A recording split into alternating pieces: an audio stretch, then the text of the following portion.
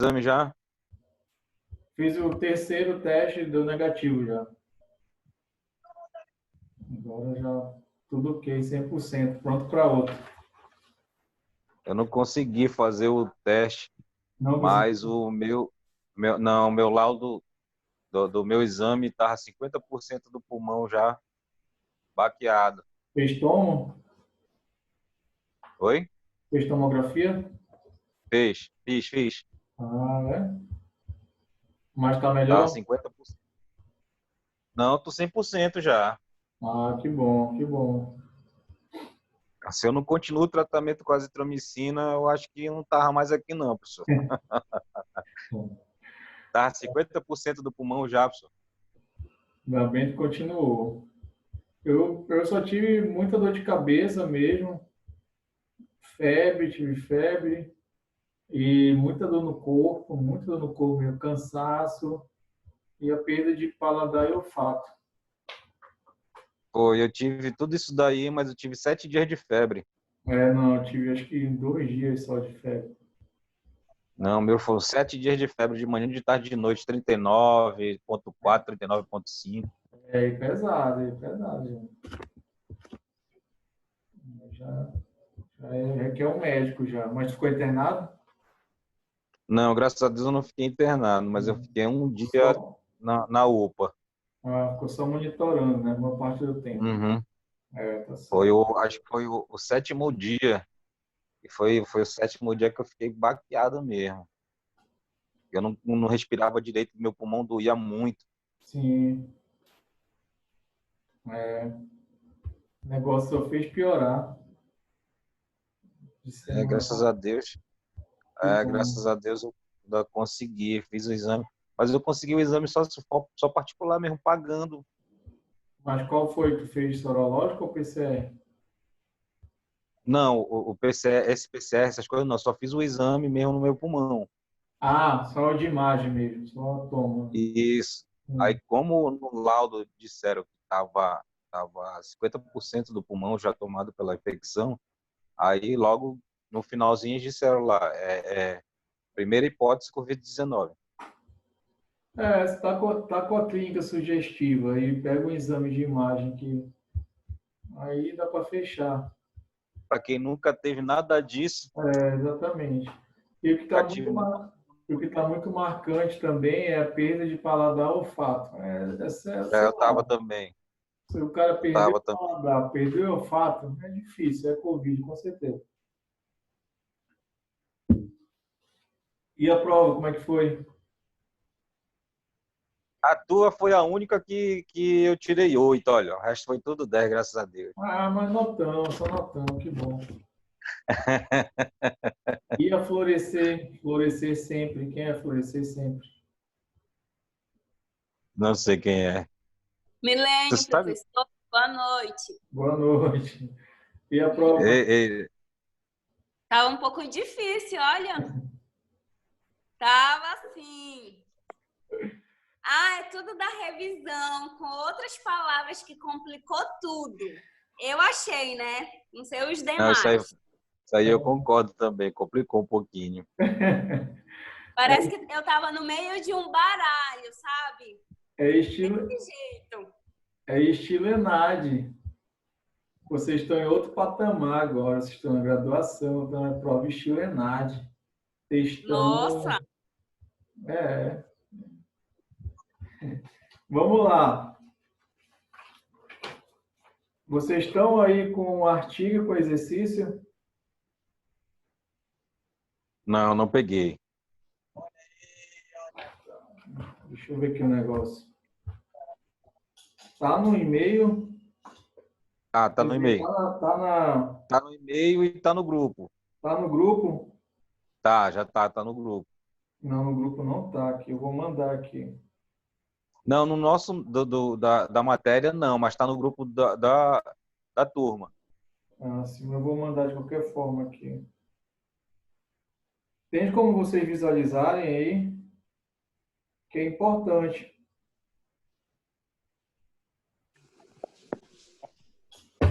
Porque a aula de hoje é justamente eu mandei para vocês um artigo e o exercício, tá? A nossa próxima aula, para a segunda verificação, vai ser sobre resposta inflamatória, tá? Sobre inflamação. Falar sobre inflamação aguda e inflamação crônica. E esse artigo aqui, ele tem tudo a ver com os aspectos gerais da inflamação, tá? Então, eu ainda vou gravar essa aula essa semana, eu vou postar essa semana essa aula para vocês.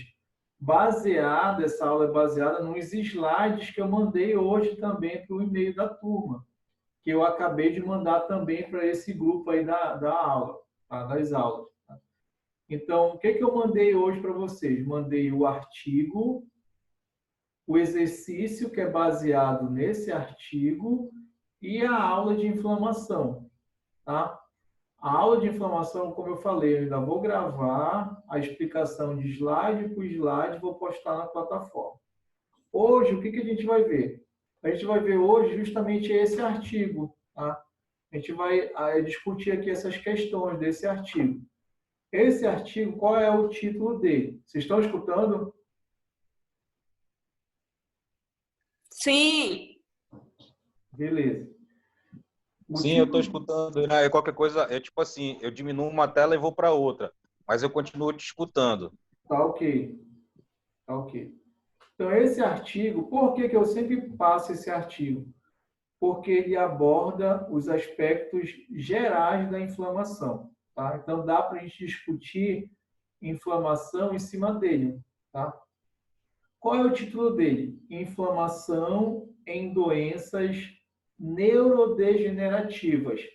Então, ele faz uma abordagem sobre a inflamação como sendo gatilho para doenças neurodegenerativas. Que doenças são essas? Alzheimer, por exemplo, e Parkinson, por exemplo. Tá? Então, ele discute isso. Então, ele está dizendo aí, ó, a inflamação no tecido nervoso, mais exatamente no sistema nervoso central, é um processo que pode levar ao desenvolvimento de Parkinson e Alzheimer. Tá?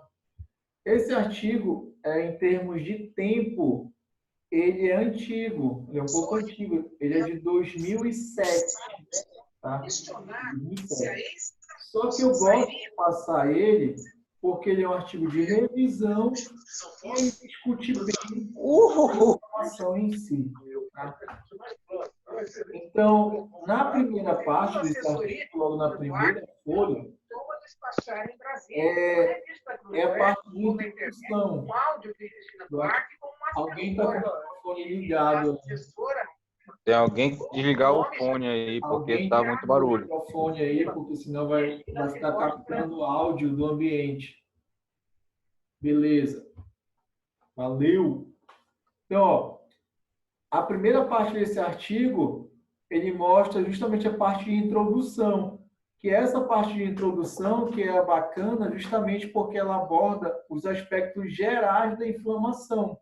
Então, dá para a gente discutir o que é inflamação dentro dessa introdução aqui.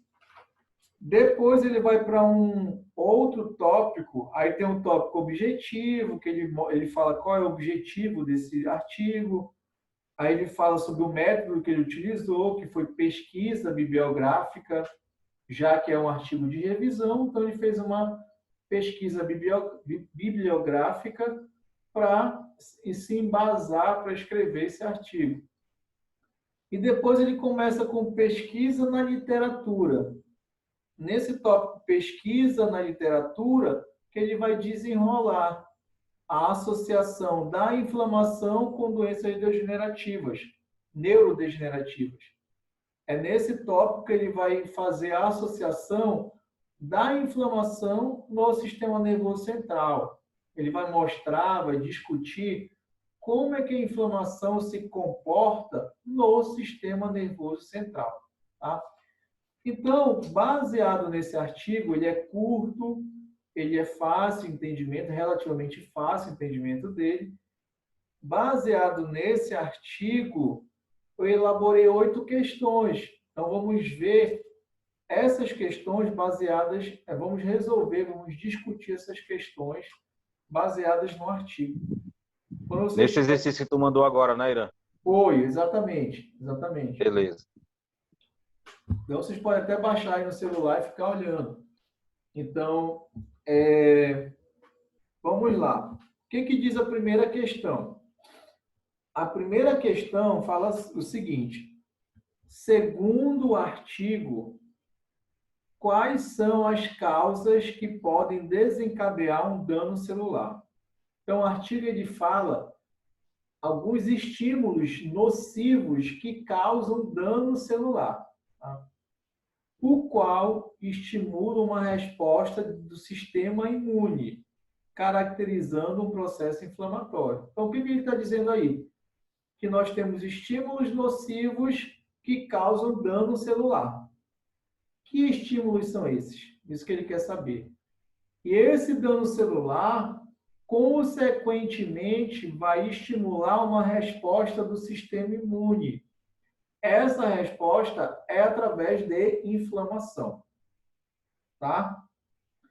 Lembrando, quando eu falo de inflamação, é um mecanismo inato ou adaptativo?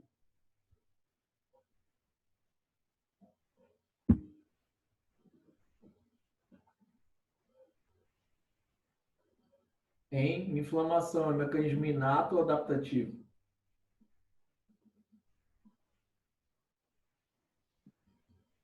Inata. Inato, né? Então, é imunidade Isso. inata, né? Inflamação é imunidade inata. É aquele exemplo que eu já falei algumas vezes para você. Da criança, sempre da criança, né? Exatamente. Do recém-nascido, eu dou um arranhão ali na pele e vai inflamar. É um mecanismo inato. Beleza. Agora, quais são os estímulos que podem causar dano e, consequentemente, uma inflamação? Basicamente, a gente pode dividir em 3 categorias, tá? Estímulos biológicos, químicos e físicos. Como ele coloca aí no artigo. Então, no artigo, na parte de introdução, então, logo na primeira página, introdução. O primeiro parágrafo logo é a resposta dessa primeira questão. O que ele fala? A inflamação é uma resposta de defesa que ocorre após um dano celular. É o que está no comando da questão, não é isso? Estímulo causa dano, causa inflamação, né? Que é a resposta para esse dano. Tá? E quais são esses estímulos? O que pode levar a esse dano? Micróbios, tá? Quando eu falo micróbios, são agentes infecciosos, não é isso? Então, vírus, bactérias, fungos, protozoários, eumintos. Tá? E é algo que às vezes causa uma certa confusão, porque tem muita gente que associa inflamação somente à infecção. E não é dessa forma, tá? Não é somente um estímulo infeccioso que causa inflamação. Também é, mas temos outros estímulos que levam à inflamação. Então, é o que ele coloca aí. Então, causado por micróbios, agentes infecciosos, não é isso? Por agentes físicos, radiação, trauma ou queimaduras, são exemplos. Então, a radiação ultravioleta do sol. Radiação ultravioleta causa queimadura na pele, inflamação, não é isso? Trauma, então se a gente se bate, se a gente quebra algo, se a gente corta, então trauma leva também a um estímulo inflamatório, leva a uma reação inflamatória. Então vejam, já falei do estímulo biológico, que é um agente infeccioso, agente físico, temos vários, no artigo ele coloca 3, radiação, trauma e queimadura, tá? E ele coloca também agentes químicos, tá? Que agentes químicos são esses? Toxinas, por exemplo. Toxina liberada por uma bactéria, toxina presente no veneno de uma cobra, a toxina presente no veneno de escorpião, toxinas de uma forma geral, tá? Então, são moléculas, são estímulos químicos que levam a uma inflamação, tá? Então, essa é a resposta da primeira questão. Agentes biológicos, químicos e físicos. Esses agentes causam dano que vão estimular uma reação inflamatória, que é a resposta do sistema imunológico. Ok ou não? Não, tá ok. Beleza. Segunda questão. A segunda questão, o que ela diz? Durante o processo inflamatório, ocorrem modificações teciduais importantes. Então, como eu disse, eu ainda vou gravar essa aula, né? Só que no quarto semestre, em patologia, a gente vai retomar esse conteúdo de inflamação. Eu vou falar de uma forma mais aprofundada, digamos assim. Irã, nesse caso aí, da resposta seria aquela rubor, né? Exato. Não seria isso? Também, eu ia comentar justamente isso, também, sim. São os 4 sinais típicos da inflamação. Isso. Exatamente. Então, nessa questão, o que ele fala? Durante o processo inflamatório, ocorrem modificações teciduais importantes. Tá?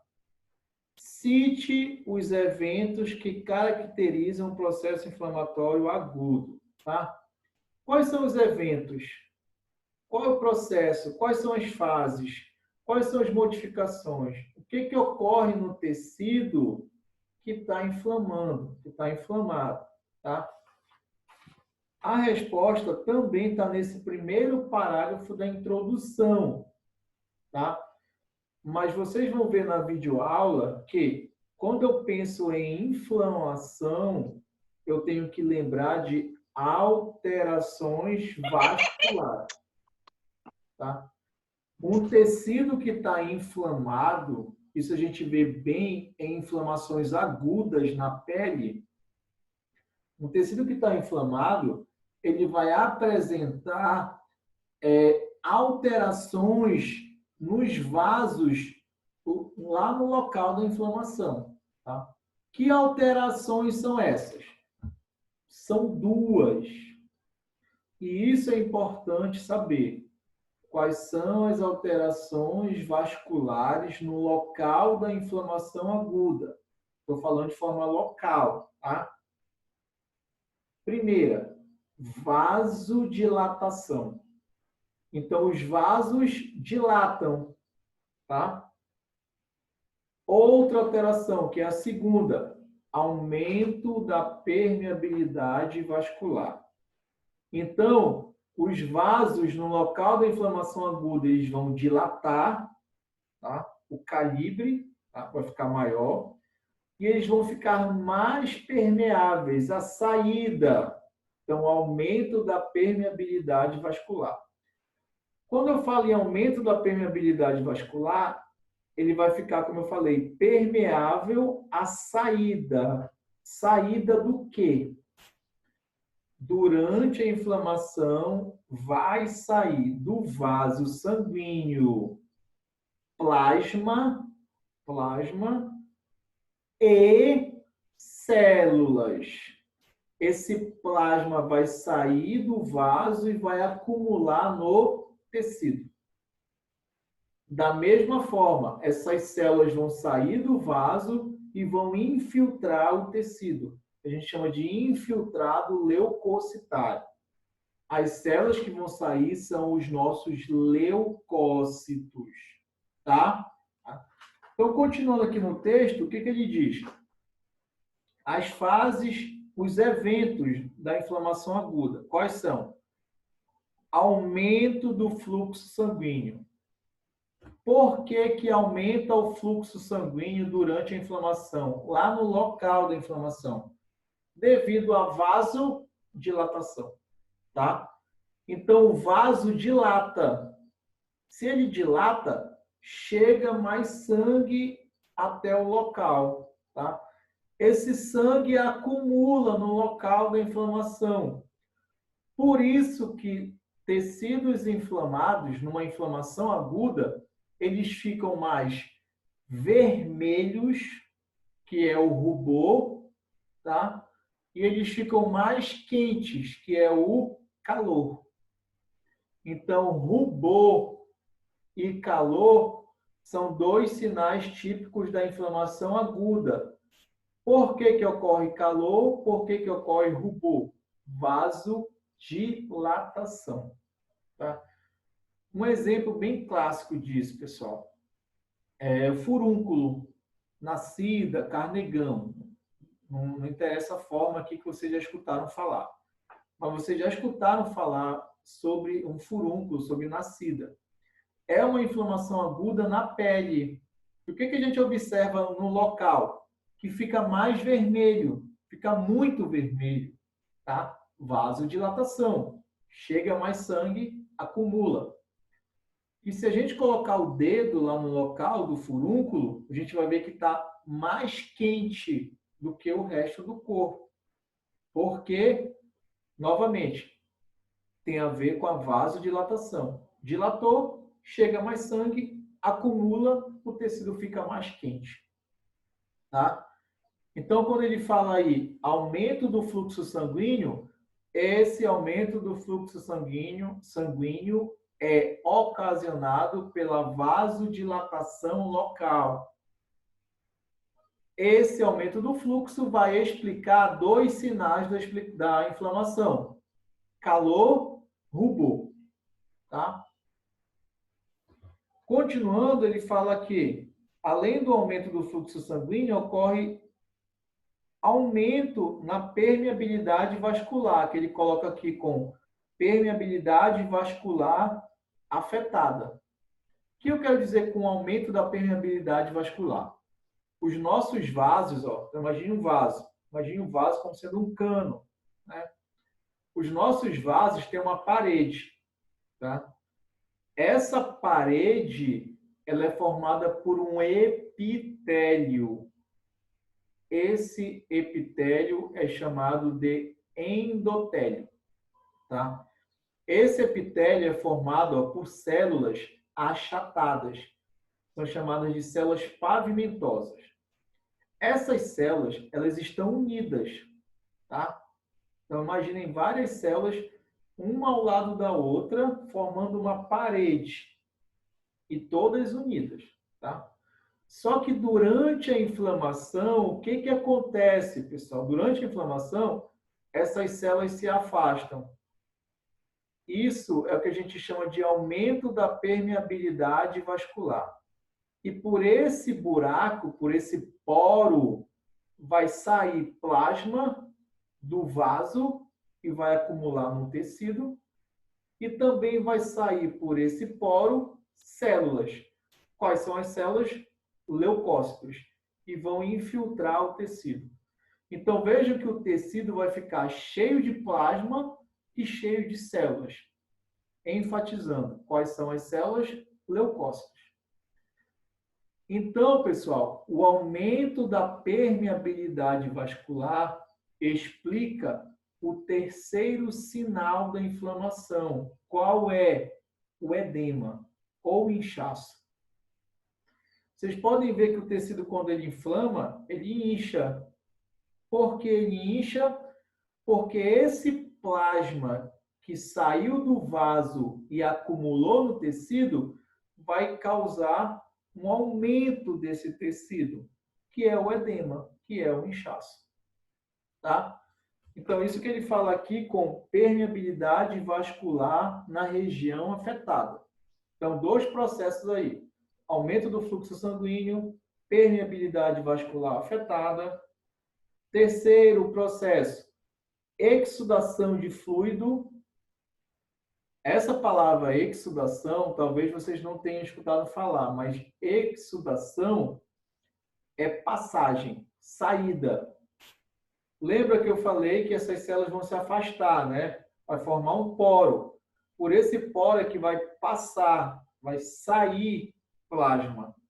Então, isso a gente chama de exsudação plasmática. Esse plasma, novamente, ele vai passar, acumular no tecido, o tecido cresce, ele incha, edema, tá? Então, a vasodilatação explica o calor e o rubor, o aumento da permeabilidade explica o edema. Aí, continuando no texto, o quarto processo aí é a dor, que é o quarto sinal típico da inflamação. Então, nós temos dor, calor, rubor, que é a mesma coisa que vermelhidão, e o edema, que vocês podem ver também como um inchaço ou tumor. São esses os quatro sinais típicos da inflamação aguda, tá? Posteriormente, um patologista chamado de Virchow adicionou um quinto sinal. Qual é? Perda de função. O que o Virchow disse? O que ele observou? Ele falou uma coisa que hoje em dia é bem simples, bem óbvia. Quando o tecido está inflamado, ele perde a sua função, temporariamente, naquele momento. Tá certo? Continuando aqui na resposta. Mas Eiran, na resposta desse teu exercício, não tinha como eu colocar essas 4 opções ou eu tenho que colocar essa que tu falou, essa diferente? É porque essas 4 aí, na verdade, são as consequências disso que ele está colocando aqui no texto. Na verdade, são as consequências. São só os sinais, mas não são as fases, digamos assim. Tá? Não são os eventos que acontecem durante o processo. Então, esses que são os eventos. Aumenta o fluxo sanguíneo, aumenta a permeabilidade, dor, exsudação de fluido, que é a passagem do plasma, tá? Migração e acúmulo de leucócitos, foi aquilo que eu falei, passa plasma e passa também leucócito. Quando eles caem no tecido, eles migram pelo tecido, que a gente chama de infiltrado leucocitário, tá? Então, isso é a exsudação celular. Então, temos a exsudação plasmática e a exsudação celular. Tá? E continuando aqui na questão, formação de tecido de granulação e reparo tecidual. Eu vou falar isso mais aprofundado no quarto semestre. No quarto semestre, a gente vai ter uma aula sobre regeneração e cicatrização. Vocês vão ver que o tecido para cicatrizar, para formar uma cicatriz, ele primeiramente tem que inflamar, tá? Então, inflamação e cicatrização são processos que andam juntos, tá? Eles são dependentes, tá? Então, finaliza a inflamação, inicia o reparo, tá? Então, esses são os eventos que a gente observa num processo inflamatório agudo. Isso que você falou aí, na verdade, são os sinais ocasionados por esses eventos, que é a dor, calor, rubor e edema, tá? Tá, beleza? Tá ok. Terceira questão.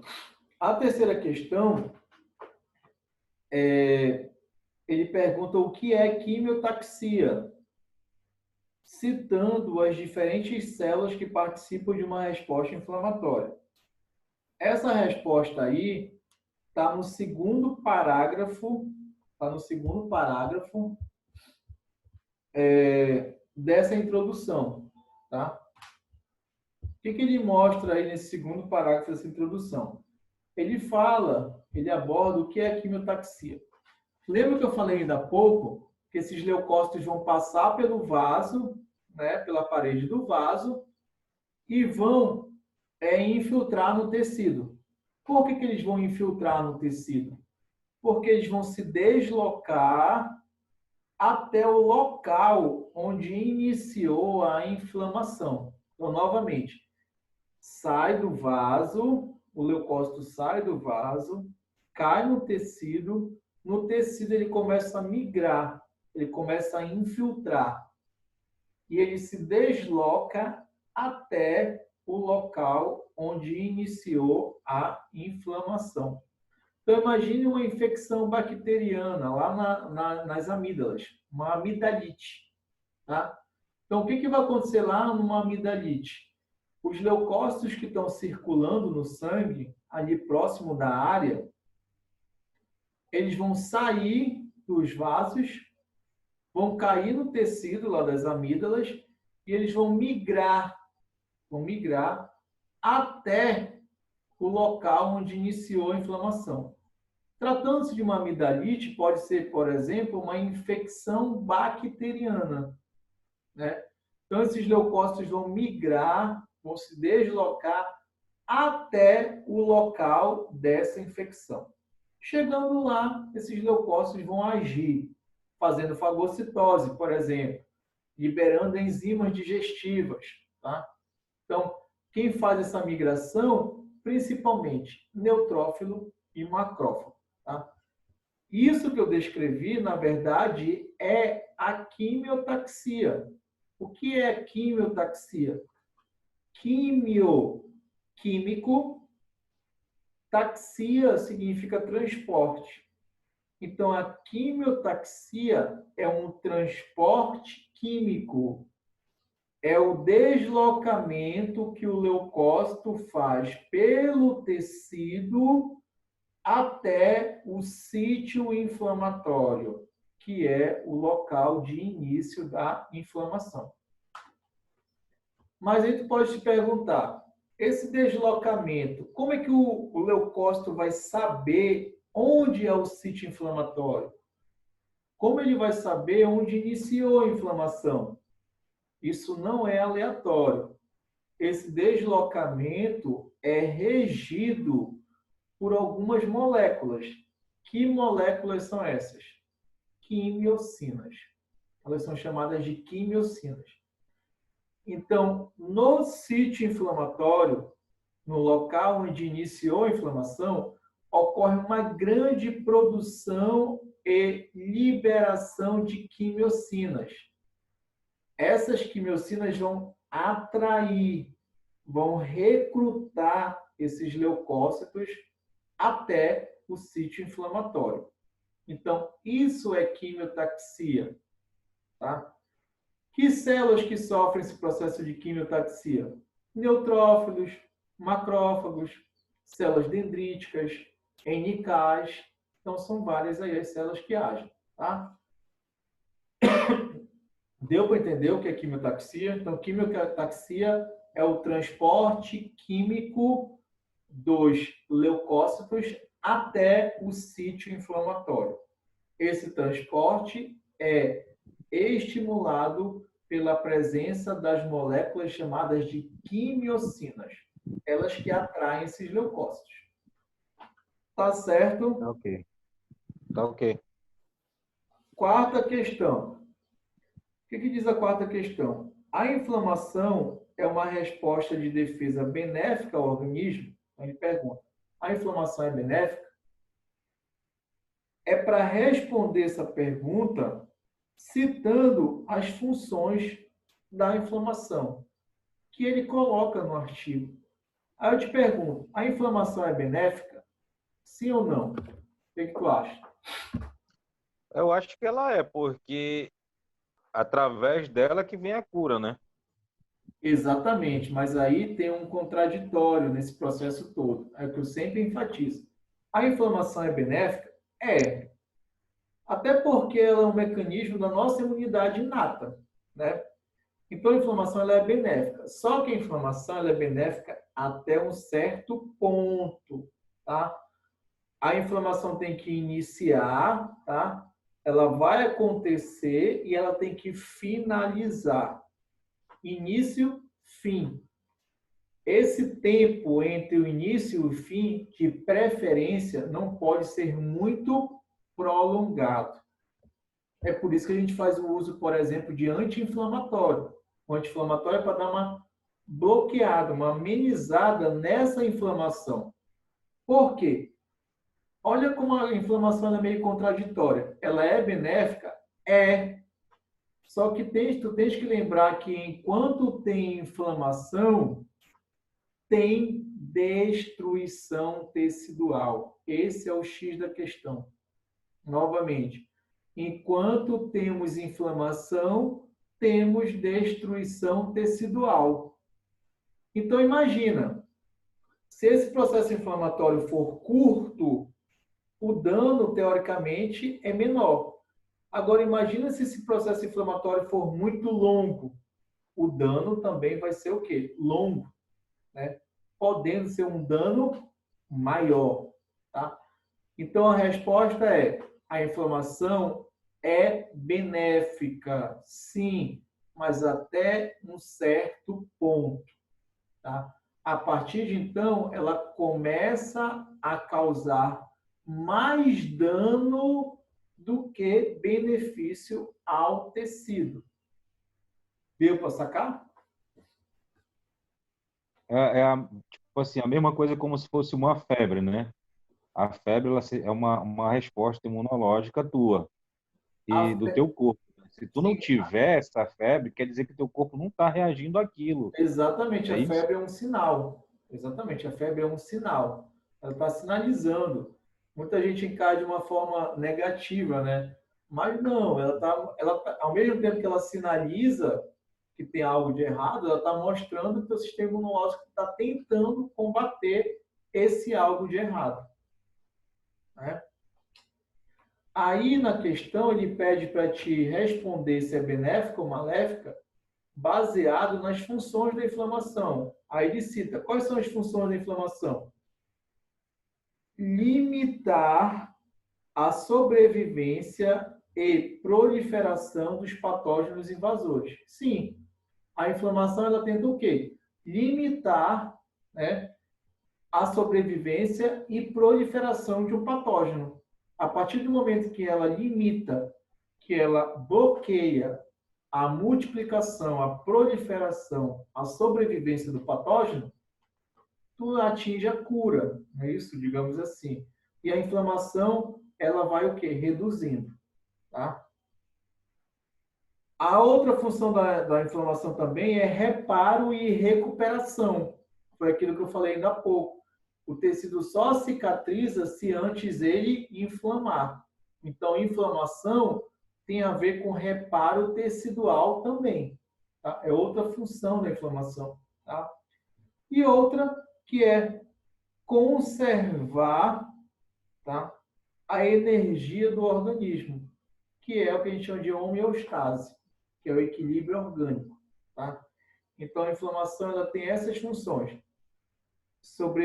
limitar a sobrevivência e proliferação de patógenos, promover a sobrevivência do tecido, reparo e recuperação e conservar a energia do organismo.